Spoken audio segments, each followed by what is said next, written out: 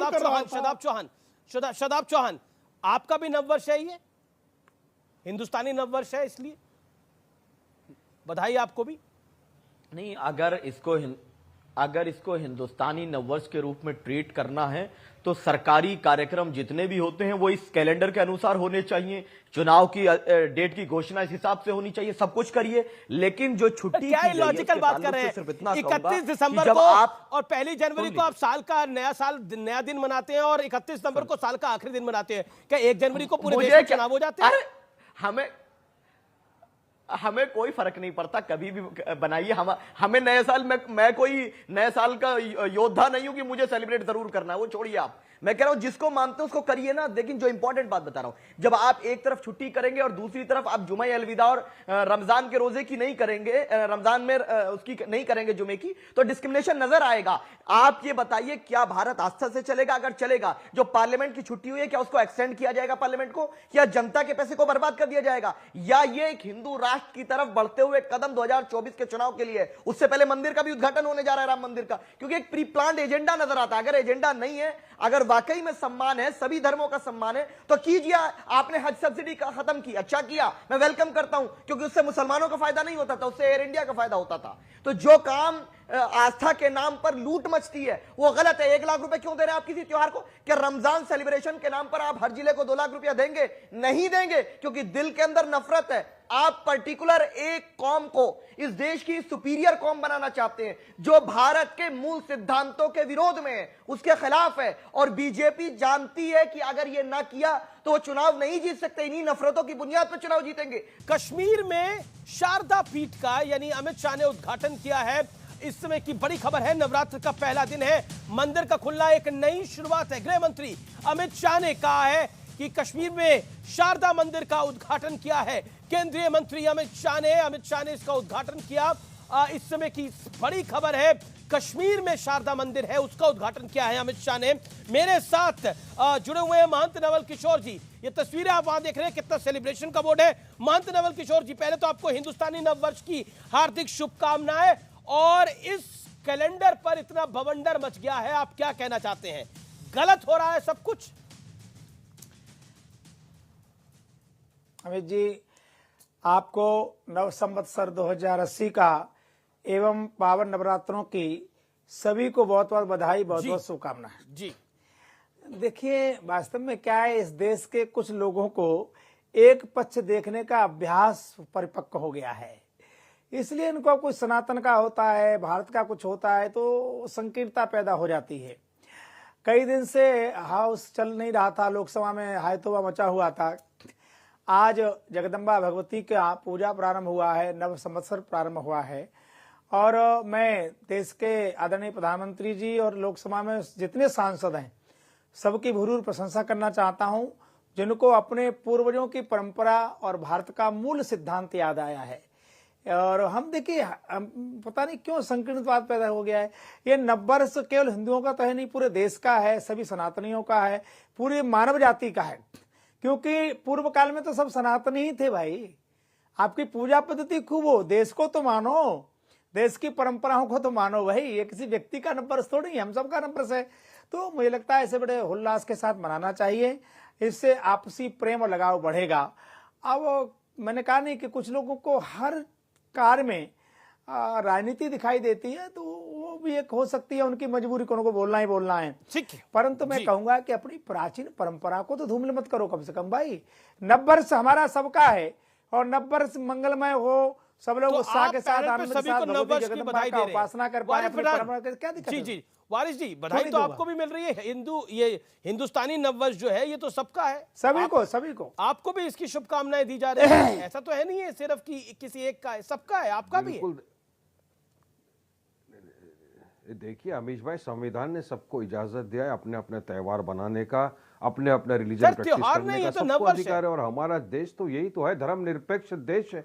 धर्मनिरपेक्ष देश है हमारा। सेकुलर प्लुरलिज्म की हम दुहाई देते हैं, गंगा जमुना तहजीब की हम बात करते हैं। लेकिन जब मोदी जी ये बोलते हैं ना, सबका साथ, सबका विकास, सबका विश्वास, वो फिर जुमला और खोखला लगता है कि आप सिर्फ और सिर्फ मेजोरिटेरियन अपीसमेंट की पॉलिटिक्स करते हो आप चुनाव वारिस पठान, बड़ी आपने अच्छी बात करी कि हमारा देश सेकुलर है। मैं आपसे एक सवाल पूछता हूं, बिहार में आपके 5 विधायक हैं, उन 5 विधायकों ने इस बात का विरोध करा, मुझे पता है, क्योंकि आप सेकुलरिज्म पे इतना बिलीव करते हैं। आपके इन 5 विधायकों ने इसका जरूर विरोध किया होगा, और अगर विरोध किया है तो एक्सपोज करिएगा सब चीजों को, और अगर आपने विरोध किया है तो जरूर बताइएगा, मेरी जानकारी में शायद नहीं है। बिहार सरकार का रमजान में मुस्लिम कर्मचारियों के लिए एक बड़ा ऐलान है, बड़ा तोहफा है। रमजान में मुस्लिम कर्मचारियों के आने और जाने के वक्त में बदलाव किया गया है। तय समय से 1 घंटे पहले और आने के 1 घंटे पहले जाने की छूट है। इस फैसले का विरोध कर रहे हैं। ये गवर्नमेंट कर्मचारियों के लिए है कि किसके लिए? क्या उसकी वजह से असेंबली को बंद कर दिया? गवर्नमेंट कर्मचारियों के लिए क्या ये सेकुलर फैसला है? बिहार की सरकार अगर रमजान में अगर नीतीश कुमार की सरकार है, रमजान में उपवास रखा जाता है तो चैत्र नवरात्रों में, नवरात्रि में भी उपवास रखा जाता है, तो फैसला तो दोनों के लिए होना चाहिए। इसमें हिंदू मुसलमान को इसमें बोलना चाहिए कि जिसका उपवास ले, वही है। अमीश भाई सुनिए, बोलने दीजिए, मैसेज रॉन्ग जा रहा है पब्लिक तक। आपका मैसेज नहीं, बिहार सरकार ने कहा केवल मुस्लिम लोगों के लिए अपने धर्म बनाने का पूरा अधिकार है। स्वामी जी, मगर जो बीजेपी की सरकार है, वारिस पठान, आप भाग रहे हैं मेरे सवाल से। आप सेकुलरिज्म के पैरोकार बन रहे थे अभी तक। अरे मैं कहाँ भाग रहा हूँ आपके सवाल से? आप जवाब दीजिए ना। आप सेकुलरिज्म के पैरोकार बन रहे थे, क्या बिहार सरकार का ये फैसला जायज है? मैं तो सेकुलरिज्म को मानता हूँ। अगर आप सेकुलरिज्म को मानते हैं तो ये फैसला जायज है? हाँ या ना में बोलिए। सेकुलरिज्म को अच्छा, ठीक है, मैं तो पैरोकार हूँ सेकुलरिज्म का, संविधान का। आप नहीं हो क्या अमीश भाई? चलिए मेरी बात का जवाब दीजिए। मैं तो पैरोकार हूँ, तो तभी तो सवाल पूछ रहा हूँ आपसे। अभी आप तो सबसे बड़ा सूरमा बन रहे थे, सबको त्योहार मनाने का अधिकार है। सूरमा बन रहे थे कि देखिए मगर ये सेकुलरिज्म में कैसे छुट्टी हो सकती है, हाय तौबा बचा रहे थे। इस पर आपका क्या कह रहा है? तो देश आस्था पे चलाएंगे आप? देश आस्था की बुनियाद पर चलाएंगे? मैंने बिहार का सवाल पूछा। चलिए मुझे एक बात का जवाब दे दीजिए। फिर मेरी आस्था का क्या? अभी देवगन की आस्था है तो वारिस पठान की भी आस्था है। दोनों एक वाले संविधान नजर में, दोनों को फंडामेंटल राइट है, दोनों को फंडामेंटल राइट दिया संविधान ने। आपको मुझे दोनों को दिया है ना राइट, अधिकार दिया है। आपका मेरा दोनों का अधिकार है संविधान के हिसाब से। तो खाली अमित देवगन की आस्था का सम्मान किया जाएगा, वारिस पठान की आस्था का सम्मान नहीं करेंगे? आप वारिस पठान फैक्ट्स की बात करिए ना। मैंने आपसे सवाल पूछा, आप इधर उधर की बात कर रहे हैं। You are passing your time, आप टाइम पास कर रहे हैं। इधर की बात नहीं, मैंने सवाल पूछा आपसे, वारिस पठान पॉइंट पे बोल रहा हूं। एक सेकंड ऑडियो डाउन करिए वारिस जी का। वारिस जी, मैं अगले 5 सेकंड में दोबारा आपसे सवाल पूछ रहा हूं। जो बिहार सरकार ने फैसला लिया है वो सही है गलत है? Choose one. सही है तो सही बोलिए, गलत है तो गलत बोलिए। क्या है आप? मैं तो बोल रहा हूं मोदी सरकार की नीति टोटल गलत है। बिहार सरकार की बात कर रहा हूं, मोदी सरकार की बात कर रहे हैं। अपीसमेंट पॉलिटिक्स है, सबका साथ सबका विकास। अरे बिहार हिंदुस्तान का हिस्सा है क्या नहीं है बताइए? डबल स्टैंडर्ड आपका एक्सपोज हो रहा है। बिहार कहां गए? बिहार क्या? बिहार पाकिस्तान में है? बिहार हिंदुस्तान में, बिहार हिंदुस्तान का हिस्सा है। मैं बिहार की बात कर रहा हूं। हमारा एक वहां पे एमएलए है, एक हमारा एमएलए। बिहार सरकार ने अगर कोई किया है, मोदी सरकार ने कुछ किया है, तो फिर मुसलमानों की आस्था के लिए भी करना पड़ेगा ना। खाली आप ऐसा नहीं कर सकते। चलिए नवरात्र भी तो है बिहार के अंदर। क्या बिहार के लोग नवरात्र नहीं रखते? लोग ट्वीट करके बताएं आप लोग कितने नवरात्र रखते हैं। मेरे बिहार के जो भाई बहन हैं बताएं वहां कितने लोग नवरात्र रखते हैं।